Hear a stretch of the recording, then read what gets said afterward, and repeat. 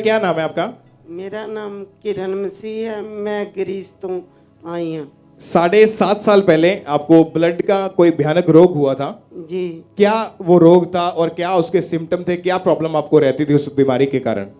ਉਹ ਬਿਮਾਰੀ ਇਦਾਂ ਸੀ ਕਿ ਦੇਖਣ ਨੂੰ ਉਹ ਨਾਰਮਲ ਜਿਹੀ ਬਿਮਾਰੀ ਲੱਗਦੀ ਸੀ, ਪਰ ਉਹ ਇੰਨੀ ਖਤਰਨਾਕ ਬਿਮਾਰੀ ਸੀ ਸਾਨੂੰ ਖੁਦ ਨੂੰ ਨਹੀਂ ਸੀ ਪਤਾ कि वो बीमारी इन्नी खतरनाक आ।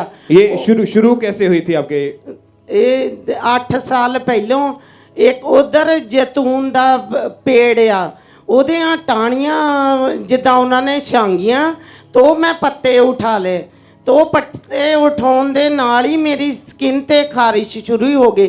असी ग्रीस दे डॉक्टर को गए, उन्होंने कहा ये नॉर्मल जी प्रॉब्लम आ, भी आह वाली मेडिसिन खाओ तो ना ठीक हो जाओ। मेरे अखां दे थल्ले खारिश होनी शुरू हो गई, मेरी बॉडी ते मेडिसिन खाने के बावजूद भी मैनू कोई फर्क नहीं पिया। फिर हौली हौली वो प्रॉब्लम वधदी गई, पर वो बॉडी ते अंदर ज़्यादा वधदी सी, बाहर घट सी। वो हड्डियां दे विच मेरे पेन, मेरियां बाहां बिल्कुल सीधियां नहीं सी हुंदियां। वो बीमारी इदां ही वधदी वधदी, मैं जो धुप्प च जाना एकदम मेरा लाल रंग हो जाना, तो इत्थे बटरफ्लाई वांगू गल्लां दे उत्ते फेस दे उत्ते बन जांदा सी। तो मैं धुप्प च बिल्कुल बाहर नहीं सी जा सकदी, ते ठंड च इदां सी जदों स्नो पैंदी सी मेरे हत्थ बिल्कुल चिट्टे हो जांदे सी, ते जदों नीले हुंदे सी तो उन्हां च इन्नी पेन हुंदी सी कि मैं इन्ना रोंदी हुंदी सी कि ये मैनूं किदां दी बीमारी लग गई जिहड़ी किसी डॉक्टर नूं भी नहीं समझ आ रही। फिर जिद्दां उत्थे ते मैं काफ़ी डॉक्टरां को अपनी प्रॉब्लम दस के 8 साल यदी मेडिसिन खाधी। फिर जो वो बीमारी होर वध गई 2019 दे विच लास्ट विच वो बीमारी अंदर इन्नी क वध गई सी, मैं कुछ खा पी नहीं सी सकदी। मेरे मूँह च छाले, मेरे को सिर्फ एक सिंपल पानी ते एक चाह दा कप तवे जां जेड़े राइस वाइट राइस हुंदे ना उबले हुए चौल वही मैं खांदी सी। तो पर मेरे को मेरा ढिड भरन वाली वो खुराक नहीं सी, सिर्फ मैनू जिंदा रहन वाली वो मेरे लिए खुराक सी कि मैं वो खा के सिर्फ मैं जिंदा रह सकती सी। ताकत वाली कोई खुराक सी बिल्कुल, मैं मिर्च नमक खा नहीं सी सकती। इन्ने छाले बद गए, 2 साल लगातार वो छाले मेरे मुँह च रहे। डॉक्टर क्या बोलते थे ये क्या बीमारी है, क्या नाम है इस बीमारी का? फिर जो मैं डॉक्टर कोल गई तो उन्होंने कहा कि इनू कैंसर आ ताड़ी मम्मा नू। मेरे बेटे लैके गए डॉक्टर को, वो कहते कैंसर आ। तभी सिर्फ इको ही टैसट आ जिहड़ा मूँह चो मांस का पीस लेना आ, तभी वो इको ही टैसट है, उन्हें सारा कुछ कन्फर्म हो जाना। तो सानू लगता है 100% कैंसर आ। मेरा बेटा घबरा गया, असी उदों ही चर्च च फोन किया तो प्रेयर करवाई, तो चर्च वचों प्रेयर करवाना उन्होंने कहा डोंट वैरी, तुसी फिक्र ना करो कुछ नहीं गा। तो फिर मेरा बेटा कहता मम्मी आपां इत्थों इलाज नहीं करवाना, आपां इंडिया ही तुहानूं भेज देना। तो मैं अपने बेटे नूं कहा, मैं कहा परमेश्वर ने जिद्दां दा मैनूं बॉडी दित्ती मैं उदां दी उहनूं वापस करनी। उन्हें मैनूं कोई टक ला के नहीं दिता कि मैं अपने मूँह चों कोई टक ला के डॉक्टर नूं दवां सैंपल, मैं टेस्ट नहीं करवाउणा।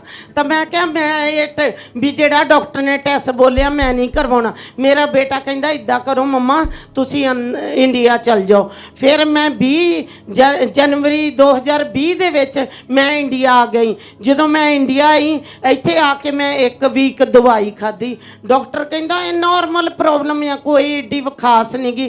तो जदों 1 वीक मैं दवाई खाधी उन्हां मैनूं कोई फर्क नहीं पिया।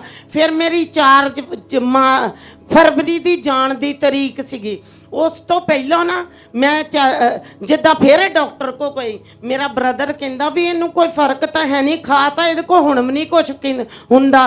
तो डॉक्टर कहता जिहड़ा टेस्ट ग्रीस च किया सी आपां वो कर लैने आ। तो उदण है ना उन्होंने सैटरडे मैनू कहा कि मंडे नू तुसी ना अपने मूँह चों मांस का पीस एक दे दो।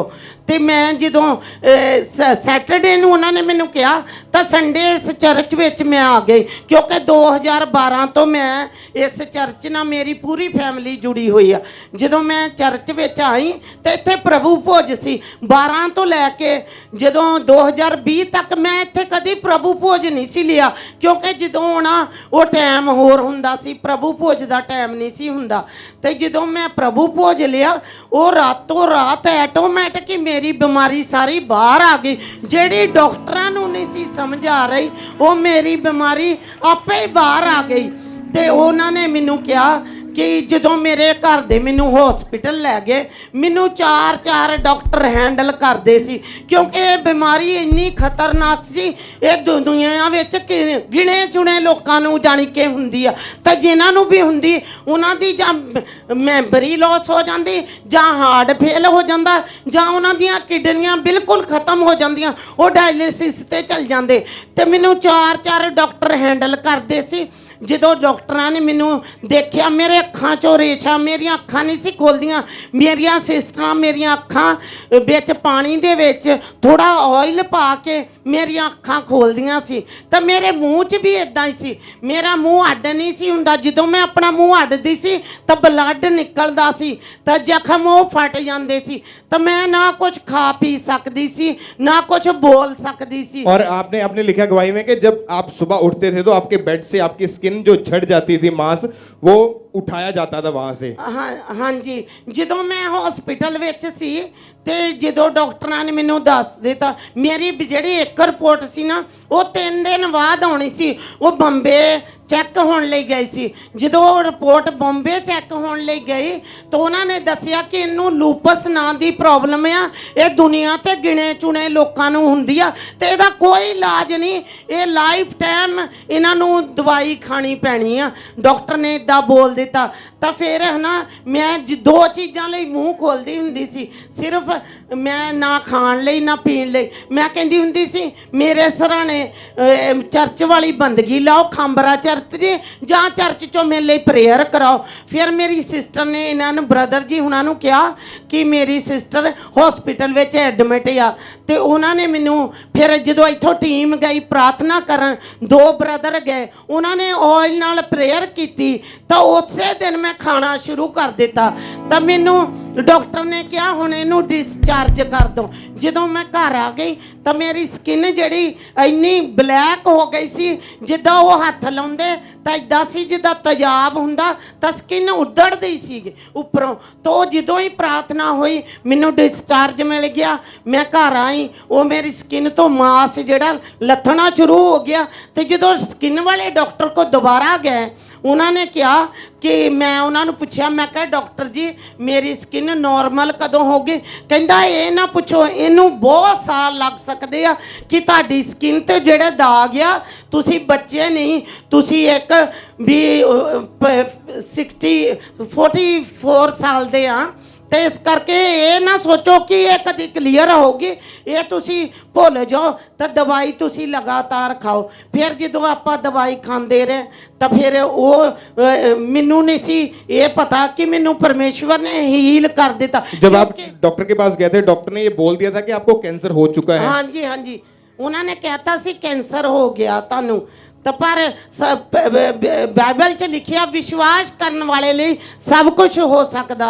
तो मैं इस वचन के द्वारा मैं परमेश्वर ते भरोसा रखिया कि परमेश्वर सब कुछ चंगा कर सकता। जेड़ा डॉक्टर बोलता सी तानू कि ये लाइफ टाइम प्रॉब्लम रहनी है तो मेडिसिन खानी, उसे को आके मैं 3 साल बाद रिपोर्टा कराइया, सारिया रिपोर्टा मेरिया नॉर्मल। मैं कोई मेडिसिन नहीं खाती, मैं मिर्च भी खानी, सब कुछ खानी।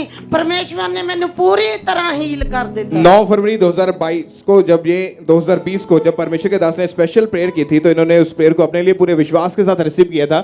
उस प्रेयर को भी हम अपने टीवी स्क्रीन के ऊपर देखते हैं।